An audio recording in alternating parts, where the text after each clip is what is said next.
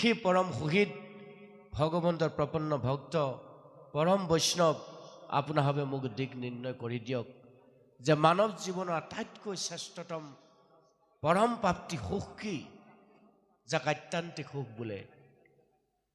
এইটো হ'ল নিমিৰজাৰ প্ৰথম প্ৰশ্ন, যে যি মানৱ জীৱনৰ আটাইতকৈ শ্ৰেষ্ঠতম সুখটো কি। দ্বিতীয়তে সুধিছে, কোনোবা ৰহস্য ধৰ্ম মানৱৰ আটাইতকৈ শ্ৰেষ্ঠতম ধৰ্ম কি হ'ব পাৰে। মানুহ হিচাপে যিহেতু আমি শ্ৰেষ্ঠতম তনুলৈ সংসাৰলৈ আহিলোঁ, আমাৰ শ্ৰেষ্ঠ ধৰ্ম কি হ'ব পাৰে, এইটো হ'ল দ্বিতীয় প্ৰশ্ন। তৃতীয়টো হ'ল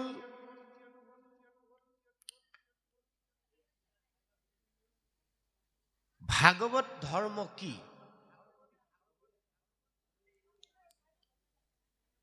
আমি যে জীৱই ভাগৱত ধৰ্ম আচৰণ কৰিব লাগে, ভাগৱতৰ আশ্ৰয় হ'ব লাগে, আচলতে ভাগৱত ধৰ্মনো কি, এইটো হ'ল তৃতীয় প্ৰশ্ন।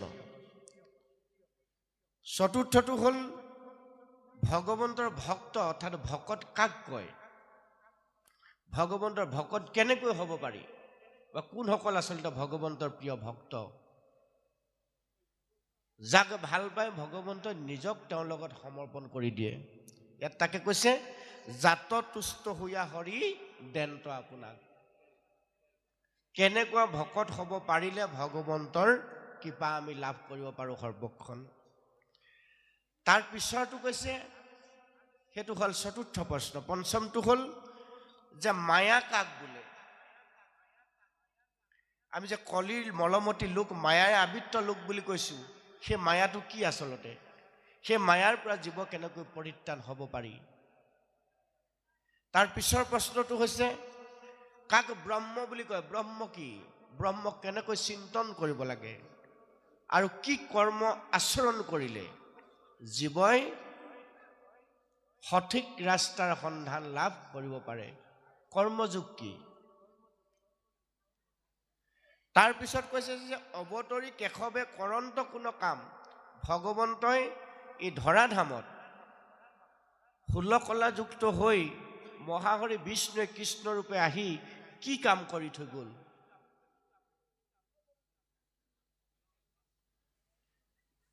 আৰু কোনটো যুগ ধৰ্ম বুলি কৈছে, যুগ ধৰ্ম কি, আমি কোন যুগৰ কি ধৰ্ম কেনেকৈ পালন কৰিব লাগে, আৰু তাৰ বিপৰীতে চলাসকল অভক্ত, অভক্তৰ কেনে গতি হয়। এই 9টাই প্ৰশ্ন আছিল। আৰু এই সম্পূৰ্ণৰূপে এই যিকেইটা প্ৰশ্ন, আত্যান্তিক সুখ কি, 1 নম্বৰ ৰহস্য ধৰ্ম কি, ভাগৱত মহাধৰ্ম কি, ভকত কাক বুলি কয়, মায়া কাক কয়, ইয়াক কেনেকৈ মায়াৰ পৰা পৰিত্ৰাণ পাব পাৰি, ব্ৰহ্ম কি, কি কৰ্ম সাধন কৰিলে, কৰ্মযোগ চিন্তন কৰিলে ব্ৰহ্ম প্ৰাপ্তি হয়, ভগৱন্ত প্ৰভুৱে চতু মহৎ লীলা সাধন কৰিবৰ কাৰণে যে ধৰাধামলৈ আহিছিল, কোনখিনি কাৰ্যনো তেওঁ কেনেদৰে সাধন কৰিলে, সেই কাৰ্যৰ যোগেদি তেওঁ কি দি থৈ গ'ল, এই প্ৰশ্নকেইটা উত্তৰ নিমিৰজাই নৱসিদ্ধৰ পৰা বিচাৰিছে। যিকেইটা প্ৰশ্ন আমাৰ মানৱ জীৱনৰ কাৰণে প্ৰশ্ন, আমাৰ উঠি অহা যুৱ প্ৰজন্মৰ ভৱিষ্যত জীৱন শৃংখলিত কৰাৰ প্ৰশ্ন, পৰিশীলিত জীৱন যাপন কৰাৰ প্ৰশ্ন। এই প্ৰশ্নকেইটা উত্তৰ যদি আমি সঠিকভাৱে লৈ ল'ব পাৰোঁ, নিশ্চয়কৈ আমাৰ প্ৰত্যেকৰে জীৱন শৃংখলিত হ'ব। আমি যদি কোনোৱে ভাবিছোঁ যে জীৱনৰ আমাৰ আধা বয়স গ'লেই, এতিয়া আৰু হৰিসেৱা শুদ্ধভাৱে কৰি আমাৰ জীৱন আমি ধন্য কৰিব নোৱাৰোঁ, ভাগৱতে তাৰো উপায় দিছে। শতাংগই 2 দণ্ডতে শুদ্ধভাৱে হৰিসেৱা কৰি তেওঁ পৰম গতি লাভ কৰিছে। গতিকে ইয়াত এতিয়া খুব সুন্দৰভাৱে ক'লে যে আত্যান্তিক সুখ কি, মনুষ্যৰ আত্যান্তিক সুখটোৱে হ'ল ঈশ্বৰ ভক্তি। যি ঈশ্বৰত প্ৰেম কৰিব, ঈশ্বৰক ভক্তি কৰিব, ঈশ্বৰক বুজিব, ঈশ্বৰক উপলব্ধি কৰিব, ঈশ্বৰৰ আজ্ঞা অনুসাৰে জীৱনটো পৰিচালিত কৰিব, ই হ'ল আত্যান্তিক সুখ। এইদৰে পৰিচালিত হওঁতে হওঁতে যেতিয়া ভগৱন্তৰ লগত নিজক সংপৃক্ত কৰি দিব, তেওঁ আৰু এই ধৰাধামত বেলেগকৈ বেলেগ কিবা ভাবি পুজি বেলেগ ধৰণেৰে তেওঁ জীৱনটো ভগৱন্তৰ লগত সংপৃক্ত কৰাৰ কথা ভাবিব নালাগে। তাৰ কাৰণে প্ৰথম কামটো হ'ল আত্যন্তিক সুখৰ লাভৰ প্ৰথম কামটোৱে হ'ল শৰণ। যাৰ শৰণ সঠিক হৈছে, তেওঁ এই যে 9টা প্ৰশ্ন নৱসিদ্ধই কৈছে, এই 9টাৰ গোটেইকেইটাই সিদ্ধ হৈ তেওঁ যাব। তেওঁ ভাগে ভাগে বেলেগ ধৰণে এই 9টা বস্তু সিদ্ধ কৰিবৰ কাৰণে যত্ন কৰিব নালাগে। প্ৰথম কামটো হ'ল শৰণ। দ্বিতীয়তে যিসকলে ভজন প্ৰণালী শুদ্ধ কৰিছে, তৃতীয়তে যিসকলে ভক্তি ভগৱন্তৰ চৰণত সাধন কৰিছে শুদ্ধভাৱে, চতুৰ্থটো হ'ল তেওঁৰ জীৱন সদাচাৰ হ'ব। যাৰ শৰণ সঠিক হ'ল, যাৰ ভজন প্ৰণালী সঠিক হ'ল, যাৰ ভক্তিৰ মেটমৰা টোপোলাটো হৃদয়ত পৰিপুষ্ট হ'ল, যাৰ জীৱনটো সদাচাৰী হ'ল, তেওঁ আত্যন্তিক সুখৰ গৰাকী হ'ল, মহাভাগৱত ধৰ্মৰ অধিকাৰী হ'ল, ৰহস্য ধৰ্ম তেওঁ আয়ত্ত কৰিব পৰা হ'ল, ব্ৰহ্মক তেওঁ চিনি পোৱা হ'ল, তেওঁ জীৱনৰ কৰ্ম যোগ সাধনা কৰিলে অৰ্থাৎ শৃংখলিত জীৱন যাপন কৰিব পৰা হ'ল, আৰু ভগৱন্তই যি উদ্দেশ্যে ধৰাধামলৈ আহিছিল কলিৰ মলমতী লোকসকলক তেওঁ চতু মহৎ লীলাৰ যোগেদি যি পৰম অমৃত দান কৰিছিল, তাৰ তেওঁ পৰম প্ৰাপ্তিৰ অধিকাৰী হ'ল। গতিকে এইখিনি কাৰণে আমাৰ প্ৰথম কামটোৱে হ'ল শৰণ আমি শুদ্ধ কৰিব লাগিব। এতিয়া শৰণ ক'ত ল'ম আমি? শৰণ ল'বলৈ আমাৰ নিৰ্দিষ্ট এডোখৰ স্থান আমাক দেখুৱাই দিলে। শৰণ একমাত্ৰ ক'ত হ'ব?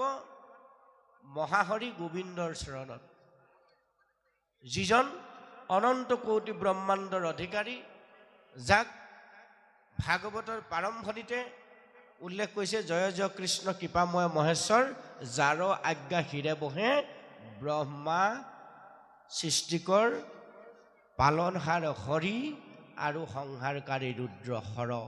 এই তিনিজনে যাৰ আজ্ঞাত বহে, সেইজন নিৰ্গুণ নিৰাকাৰ অনাদি ঈশ্বৰৰ চৰণত যাৰাসকলৰ শৰণ শুদ্ধ হ'ল, সঠিক হ'ল, অনন্য শৰণ হ'ল, তেওঁ আৰু বেলেগকৈ একো আচৰণ কৰিব নালাগে। সেইকাৰণে গুৰুজনে কৈছে, শৰণ বিনাই ভকতি কৰে যেন এৱাঘট জল। যিজনৰ ঈশ্বৰ কৃষ্ণৰ চৰণত শৰণ শুদ্ধ হ'ল, ঈশ্বৰ কৃষ্ণৰ চৰণত শৰণ শুদ্ধ হ'বলৈ হ'লে কৃষ্ণক তেওঁ জানিব লাগিব, বুজিব লাগিব, উপলব্ধি কৰিব লাগিব। এতিয়া প্ৰথম কথা হ'ল কৃষ্ণক জনাটো। কৃষ্ণ ক'ত আছে বুলি ক'লে? কৃষ্ণ আমাৰ প্ৰত্যেকৰে হৃদয়ত আত্মাৰূপে আছে। কৃষ্ণ বাগ্ময় ৰূপে আছে ক'ত? ভাগৱত গৰ্ভত। কৃষ্ণ ভাগৱত গৰ্ভৰ মাজৰ পৰা তাক খুব সুন্দৰভাৱে সংপৃক্ত কৰি ৰাখিছে ক'ত? গুণমালা পুথিত আমি যাক আমহি ঘৰত প্ৰতিষ্ঠা কৰোঁ, সেইজন কৃষ্ণ আমাৰ সকলোৰে পৰম উপাস্য। এই কৃষ্ণক যেতিয়া আমি বুজিম, কৃষ্ণক যেতিয়া আমি জানিম, সেই কৃষ্ণৰ পথ আমি যেতিয়া কায় বাক্য মনে অনুকৰণ কৰিম, সেয়ে হ'ব ভগৱন্তৰ ওচৰত আমাৰ অনন্য শৰণ বা এক শৰণ। আমি কাৰোবাক দেখুৱাবৰ কাৰণে এক শৰণীয়া হ'লে নহ'ব প্ৰভুসকল। আমি বাহিৰত অন্য দেৱ দেৱতা পূজা পাতল নকৰোঁ সঁচা, কিন্তু ভিতৰি ভিতৰি যদি কৰি থাকোঁ কামত নাহিব।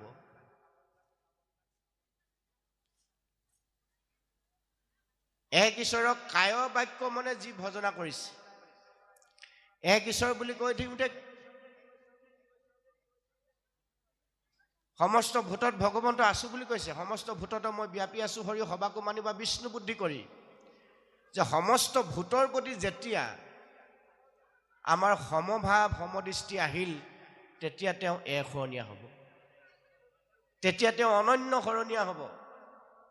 যেতিয়ালৈকে সমস্ত ভূতৰ প্ৰতি সমভাৱ সমদৃষ্টি নাহে, তেওঁ মুখেৰে যিমান কৈ থাকক এক শৰণীয়া বুলি নহ'ব। এক শৰণীয়া সেইজনক এশৰণীয়া বুলি শাস্ত্ৰই কোৱা নাই।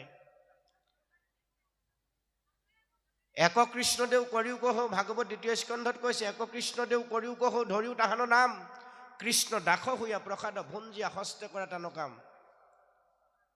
এক কৃষ্ণদেউ 4টা ঢাপ মাৰিছে, মনত ৰাখিব। এজনেই কৃষ্ণ দেৱতা, দ্বিতীয় য'ত নাই। সেইজন কৃষ্ণই সকলোকে চলাই লৈ ফুৰিছে। আমি অলপ আগতে আলোচনা কৰিছোঁ, সৃষ্টিকৰ ব্ৰহ্মাই যাক উপাসনা কৰে, সংহাৰকাৰী ৰুদ্ৰই যাক উপাসনা কৰে। সেইজন অনাদি ঈশ্বৰ কৃষ্ণৰ চৰণত আমাৰ কায় বাক্য মনৰ যাৰ শৰণ হৈছে। দেহটো ভগৱন্তত যি সম্পূৰ্ণৰূপে সমৰ্পণ কৰি দিছে, বাক্যবোৰ যি সমৰ্পণ কৰি দিছে, মনটো যি ভগৱন্তৰ চৰণত সমৰ্পণ কৰি দিছে, তেওঁহে প্ৰকৃততে এশৰণীয়া। এনেই মুখতে এশৰণীয়া বুলি কৈ দিলে নহ'ব। আপুনি মই বাহিৰত দেৱ দেৱতা পূজা নকৰোঁ হয়, দুৰ্গা মূৰ্তিটোৰ ওচৰলৈ নাযাওঁ, লক্ষ্মী মূৰ্তিটোক আমি দৰ্শন নকৰোঁ, বা অন্যান্য গণেশ মূৰ্তিকে প্ৰমুখ কৰি অন্যান্য দেৱ দেৱতা মূৰ্তিবোৰ আমি দৰ্শন নকৰোঁ, সেইটো ঠিকেই আছে। কিন্তু ভিতৰি ভিতৰি যদি দেৱতা পূজা কৰি আছোঁ, এইখন মুখেৰে নাখাবলগীয়া খাদ্যবিলাক যদি খাই আছোঁ ইন্দ্ৰিয় তৃপ্তিৰ কাৰণে, নকৰিবলগীয়া যদি কৰ্মখিনি দেহৰ অংগ প্ৰত্যংগই কৰি আছোঁ, নেচাবলগীয়া বস্তু যদি চাই আছোঁ, তেতিয়াহ'লে বেলেগকৈ দেৱতা পূজা কৰিব নালাগে, সেইখিনিয়ে দেৱতা পূজা। আপুনি মই যদি ভাবিছোঁ বোলে আমি আমুকৰ মূৰ্তিটোহে নাচাওঁ, ইয়াত যে আমি সিংহাসন প্ৰতিষ্ঠা কৰিছোঁ, তাত দেখোন গোটেই মূৰ্তিখিনি আছে, কাছৰ পৰা সিংহৰ পৰা আদি কৰি। ৰাতিপুৱা গধূলি আমি তাতে ধূপ ধূনা জ্বলাই আছোঁ, মূৰ্তি পূজা কৰা হৈছেনে নাই? বাহিৰত কথাটো, তাৰ ভিতৰত আমহি ঘৰতহে আমি গুণমালা ভাগ ৰাখিছোঁ। কিন্তু একেবাৰে যাওঁতে দেখোন একেবাৰে কাছৰ পৰা সিংহৰ পৰা হাতীৰ পৰা গোটেইখিনি মূৰ্তিয়ে আমি তাত বহুৱাই লৈছোঁ। তেতিয়া মূৰ্তি পূজা ভাগ হয়নে নহয়? আসন ভাগ থোৱাৰ পিছত এই কথাবোৰ কিন্তু চাব লাগিব। মূৰ্তি পূজা কোনখিনি কথা কোৱা হৈছে? দেহৰ তৃপ্তিৰ অৰ্থে আমি নাখাবলগীয়া যদি খাদ্য খাইছোঁ ইন্দ্ৰিয় তৃপ্তিৰ অৰ্থে, তেতিয়াহ'লে মূৰ্তি পূজা কৰা হৈ গ'ল। চকুৱে যদি নেচাবলগীয়া বস্তু চাইছোঁ, মনটোৱে যদি সেই নেচাবলগীয়া বস্তুৰ প্ৰতি যদি আমি আসক্তিটো বঢ়াই দিছোঁ, তেতিয়াহ'লে বেলেগকৈ দেৱতা পূজা কৰিব নালাগে প্ৰভুসকল। দুৰ্গা মূৰ্তিটো আপোনাৰ মোৰ দৰে এজন ব্যক্তিয়ে বনাইছে, মূৰ্তিটোক পূজা কৰাতকৈ আপুনি সেই ব্যক্তিজনক পূজা কৰক, কিবা এটা কামত আহিব। কাৰণ তেওঁৰ পৰা আপুনি বিদ্যাটো শিকিব পাৰিব তেওঁক পূজা কৰিলে। 3 দিন বা 4 দিন পূজা কৰাৰ পিছত তাক যেতিয়া আপুনি নদীত উটুৱাই দিব বা কোনোবা গছ তলত পেলাই থ'ব, সেই 4 দিন বা 3 দিন পূজা কৰা কিবা অৰ্থটো থাকিল জানো? আছেনে নাই? 4-3 দিন আমি যে পৰি পৰি তাক সেৱা পূজা কৰিলোঁ, মই কথাবোৰ খুব মুকলিকৈ কওঁ দেই, প্ৰভুসকল বেয়া নাপাব। কথাখিনি যুক্তি থাকিব লাগিব, বিজ্ঞান থাকিব লাগিব, বাস্তৱ হ'ব লাগিব যিখিনি কথা। সেইকাৰণে কৈছে ধৰ্ম হ'ল সেইটো, ভাগৱত ধৰ্ম সেইটো কৈছে যে শৰণ ভজন ভক্তি সদাচাৰে যাৰ জীৱন যাপন কৰিলে, সদায় নিত্য শৰণ যাৰ ভগৱন্তৰ চৰণত সঠিক হ'ল, নিৰ্গুণ নিৰাকাৰ অনাদি ঈশ্বৰৰ চৰণত নিজক যি কায় বাক্য মনে সমৰ্পণ কৰি দিলে, তেওঁহে প্ৰকৃতাৰ্থত এশৰণীয়া। এই এশৰণত সদায় নিবৰ্তমান হৈ থাকোঁ, ৰাতিপুৱা গধূলি দুপৰীয়া, ৰাতিপুৱা গধূলি দুপৰীয়া, ৰাতিপুৱা গধূলি দুপৰীয়া, সদায় শৰণ মন্ত্ৰ, সদায় ভজন মন্ত্ৰৰে নিজক ভগৱন্তৰ লগত সংপৃক্ত কৰি থাকোঁতে তেওঁ অনন্য শৰণলৈ গতি কৰিব, অনন্য শৰণীয়া হৈ যাব। তেওঁ অনন্য শৰণ মানে একান্ত শৰণীয়া হ'ব। একান্ত হৈ যাব যেতিয়া ভগৱন্তৰ লগত একাত্ম হৈ যাব, ভগৱন্তই সেইজন ভকতক নিজক সমৰ্পণ কৰি দিব। ইয়াত বৰ ধুনীয়াকৈ কৈছে,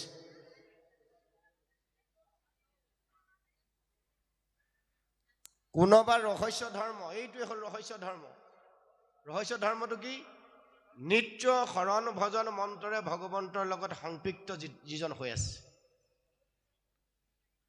ৰাতিপুৱা অকণমান, দুপৰীয়া সময় পালে অকণমান, গধূলা অকণমান, দিনটোৰ 24 ঘণ্টাৰ ভিতৰত 1 ঘণ্টা ঈশ্বৰৰ লগত যি সংপৃক্ত কৰি ৰাখিছে সঠিকভাৱে গুৰু মন্ত্ৰৰে সৈতে, সেইজনে কোনোবা ৰহস্য ধৰ্ম কহিও তাক জাত তুষ্ট হৈয়া হৰিদেন্ত আপোনাক। ভগৱন্ত ভকত সেইজন ভকতৰ লগত এৰা এৰি নহয়। এনেই নামত যদি মই এশৰণীয়া হ'লো আৰু বাকী অন্য দেৱ দেৱতা সেৱা পূজাবিলাক নকৰোঁ, মুখেৰে নকৰোঁ, কিন্তু ভিতৰি ভিতৰি যদি কৰি থাকোঁ, সেইজন এশৰণীয়া কেতিয়াও হ'ব নোৱাৰে। ভগৱন্ত কৈছে সমস্ত ভূততে মই ব্যাপী আছোঁ হৰি, সবাকো মানিবা তুমি বিষ্ণু বুদ্ধি কৰি। এইটো কলিৰ মলমতি লোকসকলৰ কাৰণে কিন্তু ইমান সহজ নহয়। এইটো সহজ কৰিবলৈ হ'লে জীৱনটো কিন্তু সাধনালব্ধ কৰিব লাগিব। সাধনালব্ধ জীৱন যাপন কৰিবলৈ হ'লে আমাৰ গুৰুৱে দিয়া মন্ত্ৰ, শৰণ মন্ত্ৰ, ভজন মন্ত্ৰ আমি নিত্য সঠিকভাৱে ব্যৱহাৰ কৰিব লাগিব। সেইকাৰণে ধৰ্মত 4টা স্তৰ আছে। প্ৰথম স্তৰটো হ'ল শৰণ, দ্বিতীয় স্তৰটো হ'ল ভজন, তৃতীয় স্তৰটো হ'ল ভক্তি সংৰক্ষণ, ভক্তিবৰ্ধন, চতুৰ্থটো হ'ল সদাচাৰ। এই 4টা যাৰ শুদ্ধ হৈ আছে,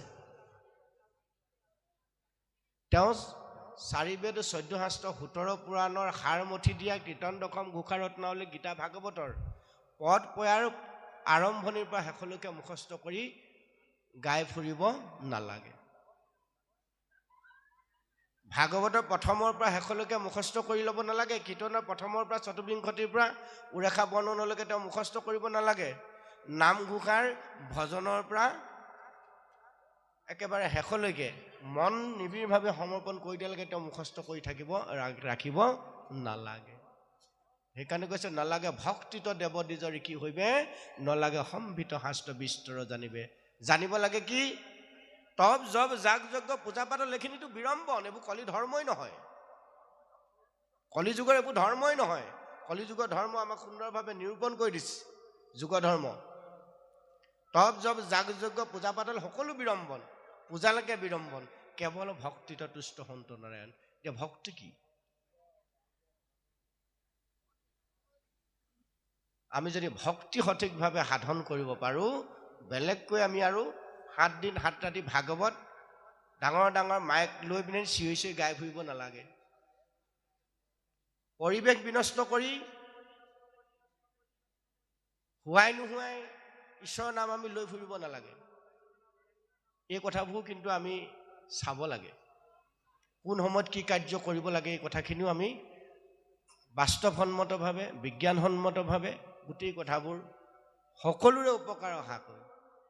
গুৰু ধৰ্ম আমি পালনো কৰিব লাগিব, প্ৰচাৰো কৰিব লাগিব, জনমানসলৈ তাক আগবঢ়াইও লৈ যাব লাগিব। এই গোটেই কথাবোৰ কিন্তু সময় সাপেক্ষ হ'ব লাগিব। সেইকাৰণে আমাক কৈছে যে যাৰ শৰণ সঠিক হ'ল, শৰণ ক'ত ল'ব লাগে? ভগৱন্তৰ ৰাতুল চৰণত। ভগৱন্ত ক'ত আছে? 4 মুঠি জীৱৰ ভিতৰত আটাইতকৈ শ্ৰেষ্ঠতম তনুধাৰী মনুষ্যৰ লগত আছে। বাকী ইতৰ প্ৰাণী কথাখিনি অলপ পাছলৈ থলোঁ। আপুনি কি খাব কি নাখাব এইখিনি অকণমান পাছলৈ থওঁ। সেইকাৰণে কীৰ্তনত গুৰুজনে উল্লেখ কৰিছে যে সমস্ত ভূতত যদিও মই ব্যাপী আছোঁ আত্মাৰূপে, কলিৰ মলমতি লোকসকলে সমস্ত ভূতক সমভাৱে দয়া কৰা কৰোণা কৰাটো সম্ভৱ নহয়। সেইকাৰণে কাক কৰিবলৈ আমাক ইংগিত দিলে? প্ৰথম ইংগিতটো দিছে অবিশেষত মনুষ্যগণক যিটো নৰে, বিষ্ণু বুদ্ধি ভাৱে সৰ্বদায়ে মাই নকৰে, ঈৰ্ষা অসূয়া তিৰস্কাৰ অহংকাৰ, হবে নষ্ট হুৱে যে বেটাওক নেতাৰ। আমাক অপকাৰ কৰি থকা বস্তুকেইটা হ'ল ঈৰ্ষা। কোনোবা এজনে মোতকৈ ভালকৈ পঢ়িলে মই সহ্য কৰিব নোৱাৰোঁ। পাঠ যদি মোতকৈ ভালকৈ পঢ়ে, ঈৰ্ষাটো অকণ অকণ মনত লাগে। অসূয়া ভাৱটো আমাৰ আহে। কেতিয়াবা আমি কাৰোবাৰ কথা এটা ভাল পৰামৰ্শ এটা দিলেও সহ্য কৰিব নোৱাৰোঁ। মুখে তেওঁ ক'ব পাৰে তেওঁৰ ঘৰত কি হৈছে, আমি তিৰস্কাৰ কৰিবলৈ মন যায়, হয়নে বাৰু? এই অসৎ প্ৰবৃত্তিকেইটাই আমাক আমনি কৰি থাকে। সেইকেইটা নাশ হ'ব তেতিয়া জীৱই তেতিয়া সেইজন নিগুণ কৃষ্ণক দৰ্শন পাব। কেতিয়া? যেতিয়া এই বস্তুকেইটা ঈৰ্ষা অসূয়া তিৰস্কাৰ অহংকাৰ, এই মুখ্য 4টা বস্তু যেতিয়া আমাৰ মাজৰ পৰা নাইকিয়া হৈ যাব, শেষ নহ'লেও অন্তত তাক আমি দমন কৰি ৰাখিব পাৰিম। তাৰ বিপৰীতে সত্য শৌচ ক্ষমা দয়া পৰোপকাৰ গুণকেইটাই যেতিয়া আমাক ক্ৰিয়া কৰিবলৈ আৰম্ভ কৰিব, তেতিয়াই আমি সমস্ত ভূতত ঈশ্বৰ সেৱা কৰিব নোৱাৰিলেও একেই দেহ একেই প্ৰাণ একেই মন একেই তেজৰ মানুহৰ প্ৰতি আমাৰ ঈশ্বৰ বুদ্ধিটো আহিব। যেতিয়ালৈকে আমি মানুহে মানুহৰ প্ৰতি ঈশ্বৰ বুদ্ধি কৰিব নোৱাৰিম, ইতৰ প্ৰাণীৰ কথা অন্যান্য জীৱ জন্তুৰ কথা যদি আমি আলোচনা কৰি থাকোঁ, হ'ব জানো? নিশ্চয়কৈ নহ'ব। সেইকাৰণে আমাক কৈছে একেই দেহ একেই প্ৰাণ একেই মন একেই তেজৰ মানুহ নামৰ জীৱখিনিক প্ৰথম মানুহে মানুহৰ প্ৰতি শ্ৰদ্ধাশীল, দয়াশীল, কৰুণাশীল হ'বলৈ যত্ন কৰা।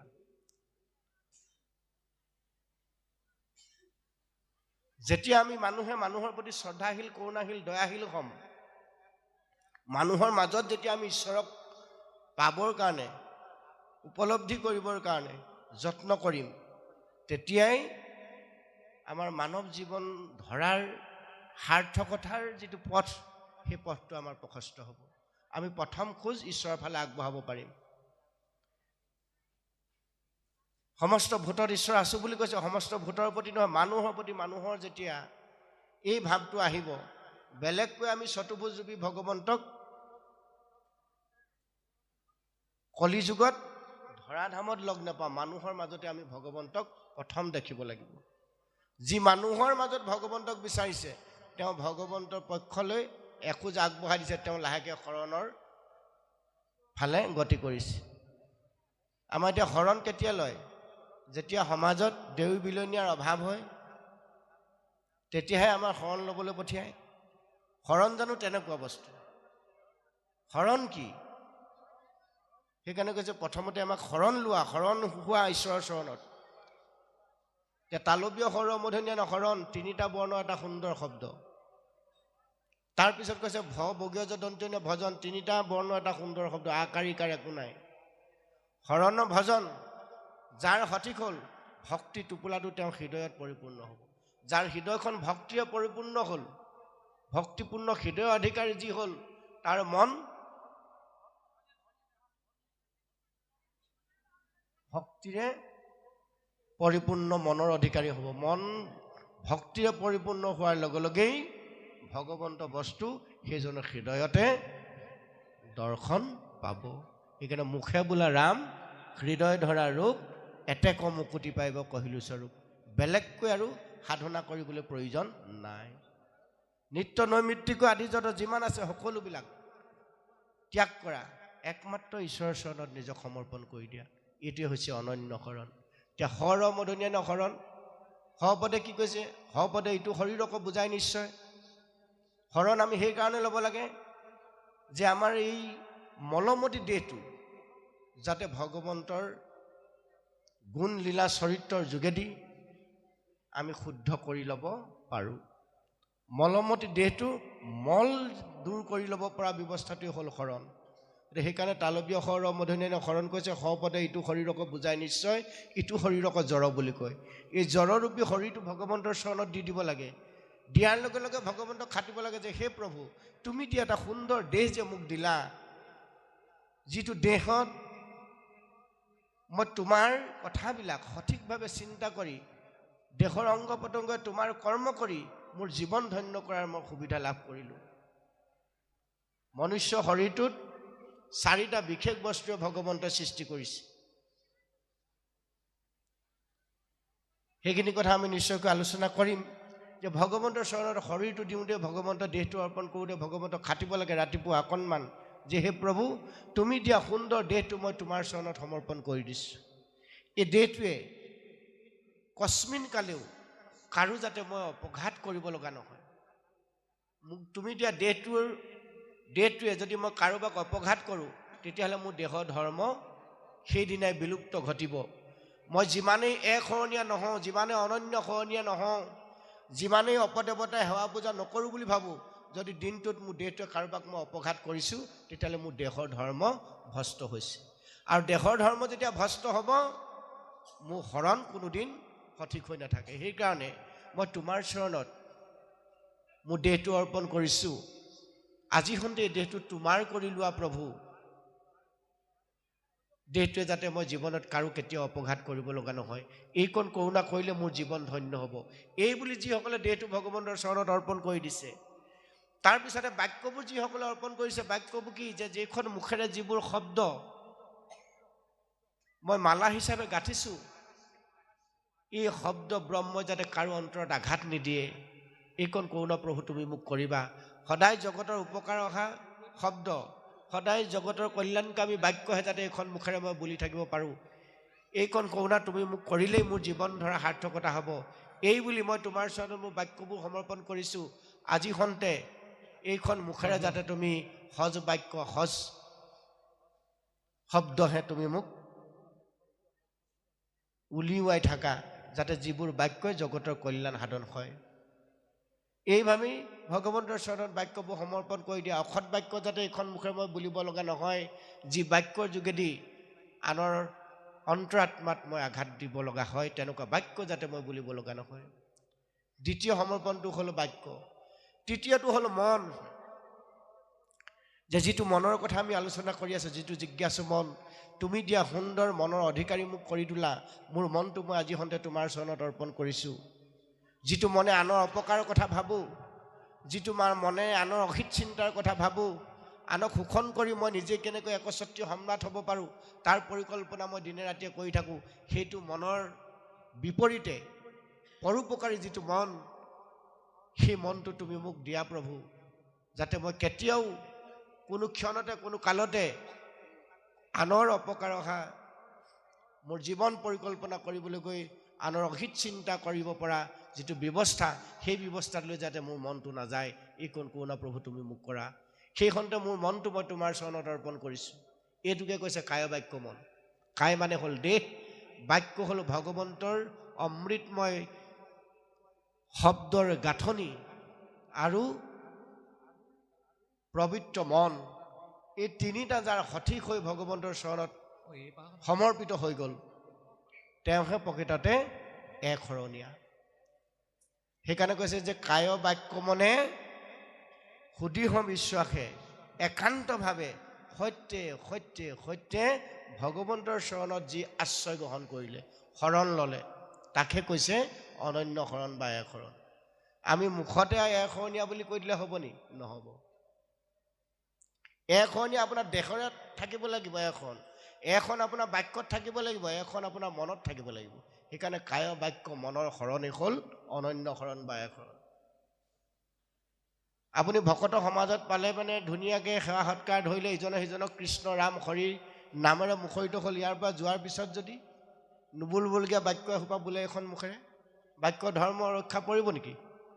দেহটোৱে ইয়াত কৃষ্ণ কৃষ্ণ কৰি পিনি ঈশ্বৰ কৰ্মত বৰ্তি হৈ থাকিলে, ইয়াৰ পৰা যোৱাৰ পিছত যদি আপুনি এইটো দেহৰে নকৰিবলগীয়া কৰ্ম কৰে, নেমাৰিবলগীয়া বস্তু মাৰে, তেতিয়াহ'লে দেহ ধৰ্ম ৰক্ষা পৰিব নেকি? নহ'ব। মনে যদি অহনিশে আনৰ অহিত চিন্তাকে কৰি থাকে, কেৱল মোৰ হওক আনৰ নহওক, মনৰ ধৰ্ম ৰক্ষা পৰিব নেকি? নপৰে। গতিকে এই তিনিটাৰ যদি এটাও ইফাল সিফাল হয়, এই তিনিটাৰ যদি এটাও ইফাল সিফাল হয়, তেতিয়াহ'লে আমাৰ যি শৰণৰ কথা আমি পাতি আছোঁ, সেই শৰণ শুদ্ধ শৰণ হ'ব নোৱাৰে। সেইকাৰণে শৰণ শুদ্ধ কৰি ৰাখিবৰ কাৰণে সদায় ভগৱন্তৰ চৰণত নিজক সমৰ্পণ কৰিব। গুৰুমন্ত্ৰ যে যাৰ পৰা লৈছে, সেই গুৰুমন্ত্ৰ নিজক ৰাতিপুৱা দুপৰীয়া গধূলি এই তিনি সময় ভগৱন্তৰ লগত সংপৃক্ত কৰিবলৈ যত্ন কৰিব। তাকে কৈছে ভজন, যে ৰাতিপুৱা দুপৰীয়া গধূলি, দুপৰীয়া সময় নাই যেনিবা, আমি কৰ্মব্যস্ত লোক, কিন্তু ৰাতিপুৱা আধা ঘণ্টা, গধূলি আধা ঘণ্টা, দিনটোত এঘণ্টা সময় আমি ঈশ্বৰক নিজক সমৰ্পণ কৰি অকণমান প্ৰাৰ্থনা ভগৱন্তৰ চৰণত জনাব নোৱাৰা কিবা থাকিব পাৰে নেকি? নিশ্চয়কৈ নোৱাৰে। গতিকে আমি অন্তত দিনটোৰ এটা ঘণ্টা 24 ঘণ্টাৰ ভিতৰত ঈশ্বৰৰ লগত সংপৃক্ত কৰি দিয়ক নিজক। আৰু তেনেদৰে ঈশ্বৰক খাটক সকলোৱে, বিশেষকৈ আমাৰ যুৱ বন্ধুসকলে, যে ইমান বৃহৎ ভলিউমৰ গ্ৰন্থখন আমি মুখস্থ কৰি ইয়াৰ তত্ত্ব লৈ আমাৰ জীৱন আমি শৃংখলিত ৰূপ দিয়াটো সহজ কথা নহয়। কিন্তু কায় বাক্য মনৰ ধৰ্ম আমি নিশ্চয়কৈ নিত্য পালন কৰিব পাৰোঁ। গতিকে কায়টো ভগৱন্তৰ চৰণত দি দিয়ক, ৰাতিপুৱা দেহটো ভগৱন্তক দিয়ক, আৰু অকণমান ভগৱন্তক খাটক, যে প্ৰভু তুমি দিয়া সুন্দৰ দেহটো মই তোমাত আজি অৰ্পণ কৰি দিছোঁ। এই দেহটোৱে যাতে কাৰো কেতিয়াও অপঘাত কৰিব লগা নহয়, এইকণ কৰোণা তুমি মোক কৰিবা। মোৰ দেহৰ ধৰ্ম ৰক্ষা কৰিবলৈ যাওঁতে মোৰ জন্ম দিয়া পিতৃ মাতৃৰ সেৱা শুশ্ৰূষাত যাতে মই নিজক সমৰ্পণ কৰি ৰাখিব পাৰোঁ। মোৰ পিতৃ মাতৃ সমবয়সৰ যিমান আছে, সকলোকে যাতে মই পিতৃ মাতৃৰ দৰে শ্ৰদ্ধাস্পদ সেৱা শুশ্ৰূষা মোৰ দেহটোৱে মই নিৰন্তৰ কৰিব পাৰোঁ। এইকণ কৰোণা প্ৰভু তুমি মোক কৰিবা। এই বুলি এই চিন্তাৰে যি নিজক সমৰ্পণ কৰি দিছে ভগৱন্তৰ চৰণত, বাক্যবোৰ অৰ্পণ কৰি দিছে তেনেদৰে ভগৱন্তৰ চৰণত, যে মোৰ পিতৃ মাতৃৰ প্ৰতি সদা সৰ্বদা শ্ৰদ্ধাশীল বাক্য যাতে এইখন মুখেৰে ওলায়, মোৰ পিতৃ মাতৃ সমবয়স যিমান আছে সকলোৰে প্ৰতি যাতে তেনে ভাৱ, তেনে চিন্তাৰ, তেনে বাক্যহে যাতে মই এখন মুখেৰে বুলিব পাৰোঁ, এইকণ কৰোণা মোক কৰিবা। মোৰ পিতৃ মাতৃ অন্তৰত আঘাত লগা, মোৰ পিতৃ মাতৃ সমবয়সৰ অন্তৰত আঘাত লগা বাক্য যাতে এখন মুখেৰে মই বুলিব লগা নহয়। আৰু মনৰ চিন্তা, মনৰ পৰিকল্পনা, মোৰ জীৱন সুন্দৰভাৱে সজাবলৈ যাওঁতে মই যাতে কোনো জীৱৰ অহিত চিন্তা কৰি মোৰ ব্যক্তিগত স্বাৰ্থ পূৰণ মই কৰিব লগা নহয়, এইকণ কৰোণা প্ৰভু তুমি মোক কৰিবা। আজি সন্তে মোৰ মন মই তোমাৰ চৰণত অৰ্পণ কৰিছোঁ। এই ভাবি ৰাতিপুৱা আধা ঘণ্টা সময় যি ব্ৰহ্মপুৱাতে ভগৱন্তৰ লগত সংপৃক্ত হৈ দিলে, বিচনাত সাৰ পাই যি আৰম্ভ কৰি দিলে ঈশ্বৰ সেৱা, তেওঁ দিনটো ভাল হৈ যাব। ভগৱন্তৰ তেওঁৰ লগত সৰ্বক্ষণে থাকি তেওঁ বিবেক নামৰ শক্তিটোত প্ৰতি মুহূৰ্তে মুহূৰ্তে সৎবুদ্ধি, সৎ চিন্তা প্ৰদান কৰি থাকিব। সেইকাৰণে শৰণ ল'বলৈ যাওঁতেই, দেহটো ভগৱন্তত অৰ্পণ কৰোঁতেই শিৱপ্ৰভুৱে যিভাৱে ভগৱন্তৰ চৰণত শৰণ লৈছিলে আমাকো সেইভাৱে ল'বলৈ কৈছে।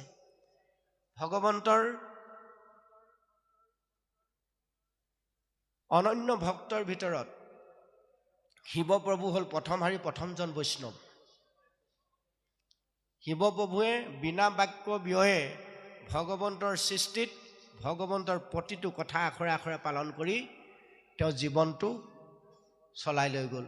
গতিকে সেই শিৱপ্ৰভুৱে যেনেকৈ ভগৱন্তৰ চৰণত শৰণ লৈছিলে আমাকো তেনেকৈ ল'বলৈ কৈছে। শিৱপ্ৰভুৱে দেহ ভগৱন্তৰ চৰণত অৰ্পণ কৰিছে কি বুলি? অনমাগুহু সুখ ভোগ নলাগে মুকুতি, তোমাৰ চৰণে মাত্ৰ থাকুক ভকতি। শিৱপ্ৰভুৱে বৈৰাগ্য জীৱন যাপন কৰিছে। আমাক এটাকে বুলি সেইটো কৰিবলৈ কোৱা নাই, কিন্তু ভগৱন্তৰ চৰণত সেই মহামন্ত্ৰৰে আশ্ৰয় ল'বলৈ কৈছে যে হে প্ৰভু, তুমি দিয়া সুন্দৰ দেহটো মই তোমাৰ চৰণতে অৰ্পণ কৰিছোঁ।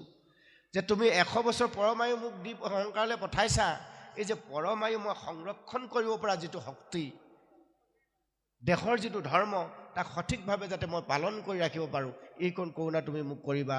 মোক সুখ ভোগ ঐশ্বৰ্য বিভূতি মৰ্ত্যৰ অশ্বাশ্বত বস্তুৰ নাই প্ৰয়োজন, লাগে মাত্ৰ তোমাৰ আতুল চৰণ। তোমাৰ চৰণৰ দাস হৈ যদি মই থাকিব পাৰোঁ, তোমাৰ লগত মোৰ যদি সংপৃক্ত হৈ থাকে, তেতিয়াহ'লে অনন্ত কোটি ব্ৰহ্মাণ্ডৰ ঐশ্বৰ্য সম্পদ মই লাভ কৰিম। এই ভাবি ভগৱন্তৰ চৰণত নিজক সমৰ্পণ কৰি দিয়ক। দেহ অৰ্পণ এইটো। সুখ ভোগ ঐশ্বৰ্য বিভূতি একো নালাগে, লাগে মাত্ৰ তোমাৰ আতুল চৰণ। দ্বিতীয়তে মোৰ বাক্যবোৰ মই তোমাৰ চৰণত অৰ্পণ কৰিছোঁ। মুখে লৈব নাম প্ৰভু কৰেনে তব কথা, হৃদয়ত পাদ পদ্ম থাকুক সৰ্বথা। যে মোৰ বাক্যবোৰ মই তোমাৰ চৰণত দিছোঁ। কি দিছোঁ? কেনেদৰে দিছোঁ? যাতে মই মুখখনে তোমাৰ নাম লৈ থাকিব পাৰোঁ।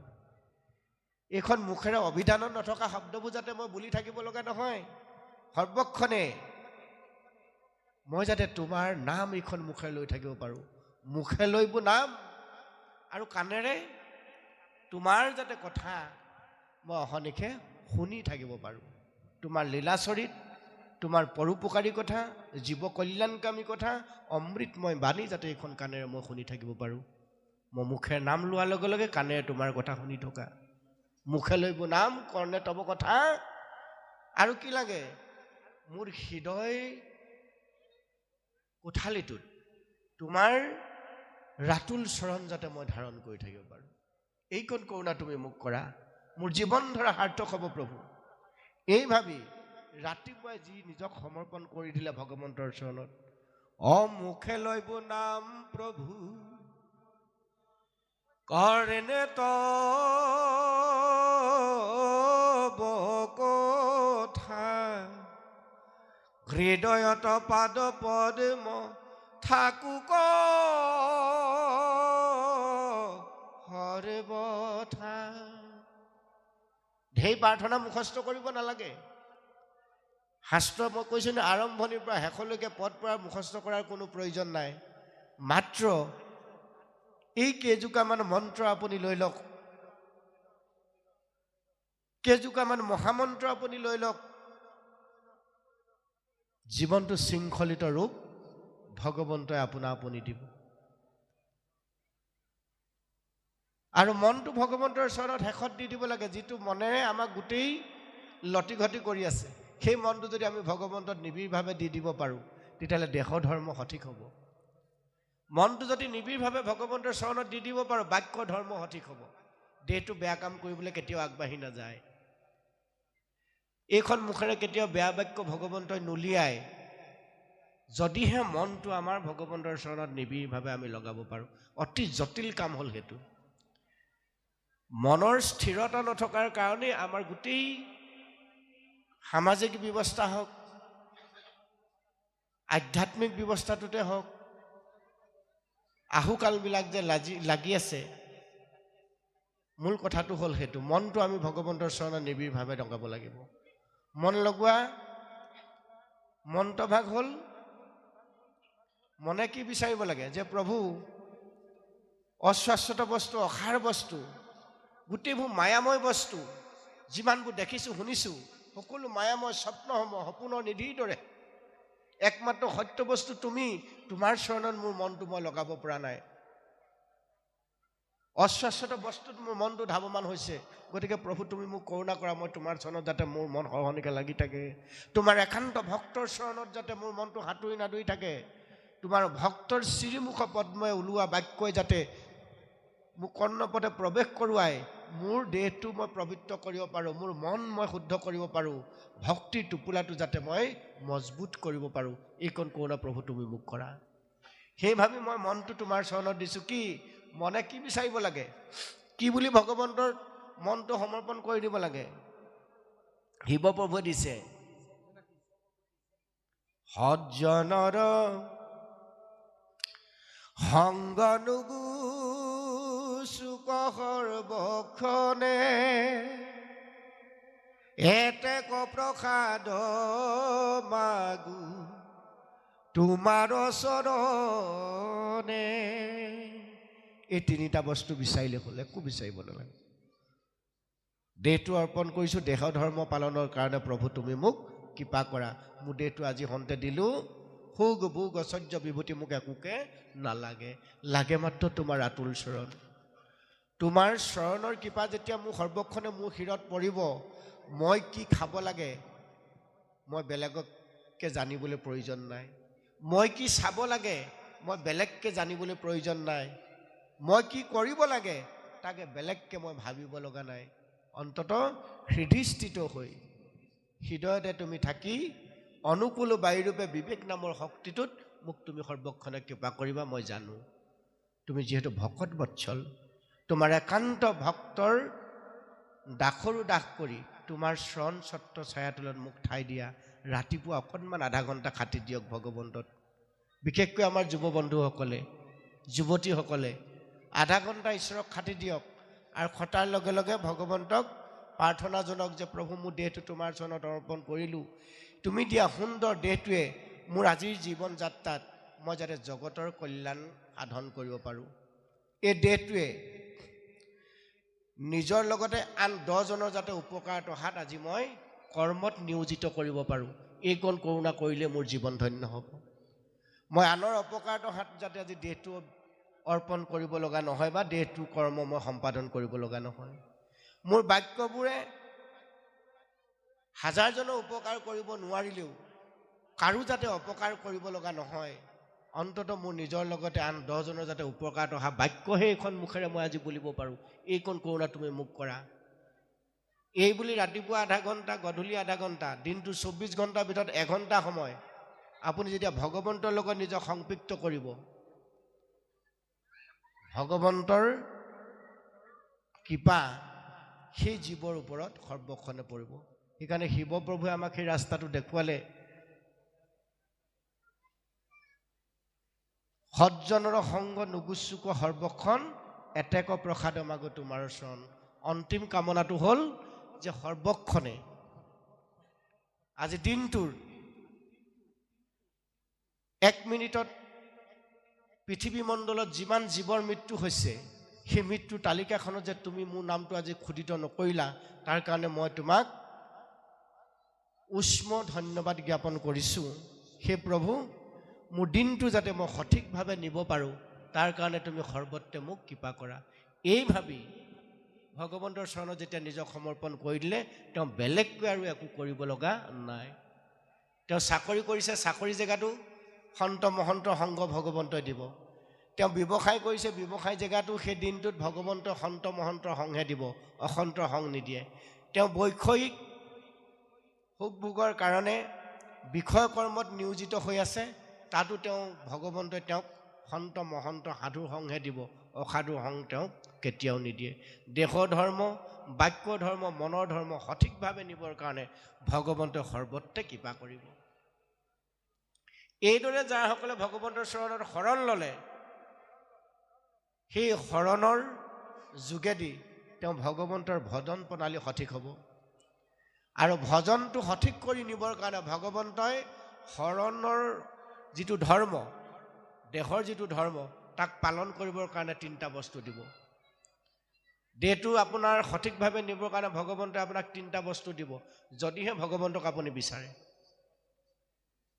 আৰু ভগৱন্তক বিচৰাৰ প্ৰণালীটো কিন্তু শুদ্ধ হ'ব লাগিব। দেহটো সঠিকভাৱে নিবৰ কাৰণে দেহৰ ধৰ্ম কি জানো নে নাজানো? আমি নিশ্চয়কৈ নাজানো। যিমান শৰণীয়া আছে, যিমান ভজনীয়া আছে, দেহৰ ধৰ্ম কি আমি সেইটোকে হয়তো নাজানো। আধ্যাত্মিকটো হ'ল সেইটো। আধ্যাত্মিক বুলি বেলেগ বস্তু বিচাৰি থাকি লাভ নহ'ব। দেহৰ ধৰ্মটো সঠিক কৰি ৰাখিবৰ কাৰণে ভগৱন্তই আমাক 3টা বস্তু দিছে। দেহৰ ধৰ্ম হ'ল ত্ৰাণ কৰা, দেহৰ ধৰ্ম হ'ল দান কৰা, দেহৰ ধৰ্ম হ'ল ৰক্ষণ কৰা। দেহৰ হ'লে 3টা ধৰ্ম। দেহটোৱে আপুনি নিজে উপাৰ্জন কৰি আনক দান কৰা, বিপদত পৰাজনক আপুনি ৰক্ষণাবেক্ষণ দিয়া, উদ্ধাৰ কৰা, সেইটো হ'ল দেহৰ ধৰ্ম। বিপদত পৰাজনক আৰু গতা মাৰি আপুনি বিপদলৈ পেলাই দিয়াটো দেহৰ ধৰ্ম নহয়, হয় জানো? আনৰ অপকাৰ সাধন কৰাটো দেহৰ ধৰ্ম হয় জানো? উপকাৰ সাধন কৰিব লাগিব। সেইকাৰণে কৈছে দান কৰা। আপুনি নিজে খাই আনক খোৱাৰ যিটো ধৰ্ম সেইটো দেহৰ ধৰ্ম। আমি নিজে খাওঁ আনক শোষণ কৰি, সেইটো দেহৰ ধৰ্ম নহয়। আপুনি যিমান ভাগৱত পঢ়ি নাথাকক কামত নাহিব। আপুনি 3 খে 4 খে 5 খে ওজনৰ বৰতাললৈ গোপাল গোবিন্দ গাই থাকক, কামত নাহিব।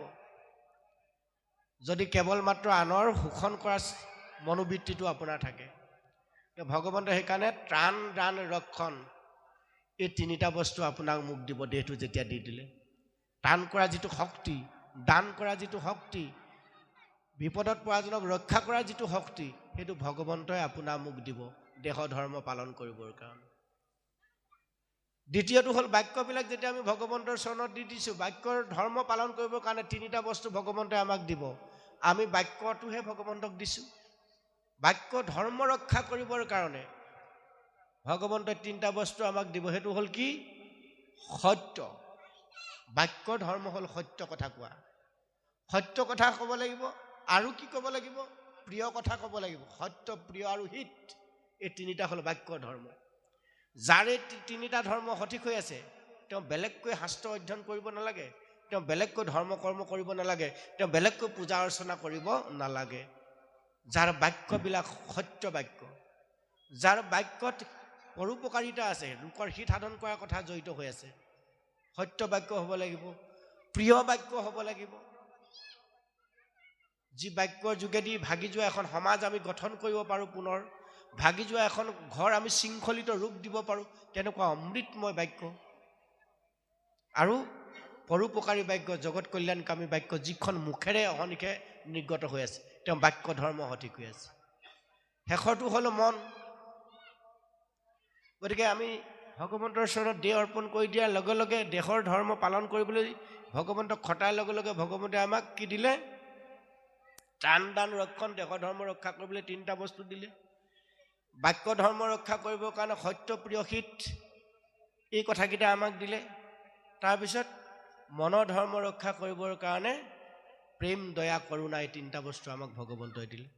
মনৰ ধৰ্ম ৰক্ষাৰ কথাটো হ'ল প্ৰেম, থাকিব লাগিব মনত মনত দয়া ভাৱ থাকিব লাগিব কৰুণা থাকিব লাগিব এই তিনি গুণ 9টা বস্তু এই 9টা বস্তুৰে যাৰ হৃদয়খন পৰিপূৰ্ণ কৰিলে তেওঁ বেলেগকে আৰু একো নালাগে প্ৰয়োজন নাই সেইখন হৃদয়ত ভগৱন্ত সদা সৰ্বদা থাকিব সেইখন হৃদয় এৰি সেইজন ভকতক এৰি ভগৱন্ত ক্ষণেকো থাকিব নোৱাৰো বুলিছে গতিকে আপোনাৰ হৃদয়খন